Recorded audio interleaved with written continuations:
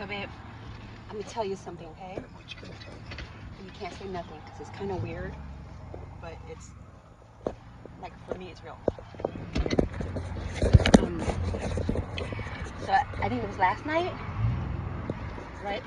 When we were sleeping, or maybe you were falling asleep, and I was having one of my moments, you know, one of my like clear moments after I took a really big hit.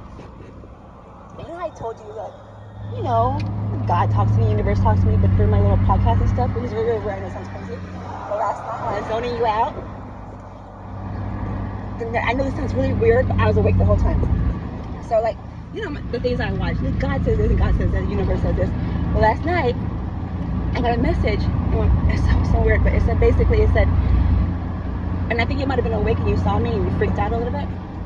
But it basically said that, you know, like the other side, like, I know it sounds weird, because I'm not that religious, but I guess these are metaphors, right? But basically it said that, you know, the other side, like, it's overwhelmingly, like beautiful, like, happy. Like, you don't feel sad unless, when you cry on the other side, it's because you're so full of joy, you know what I mean? Like, on the other side, but the sad part about getting to the other side is you have to be done with this side. You know what I mean? Like, you have to be completely done, and you're gonna forget this life. When you get, like, when you get past that door, on the other side of the door, Yeah. it's whatever life you have here. It doesn't matter if it's good or bad. On the other side is always going to be content. You know, but the only way you can be content is you don't bring nothing with you. And the only way to never bring nothing with you is you have to completely forget about it. And that's how you start over. That was what the messages were telling me. Like I said, I know about metaphors, right?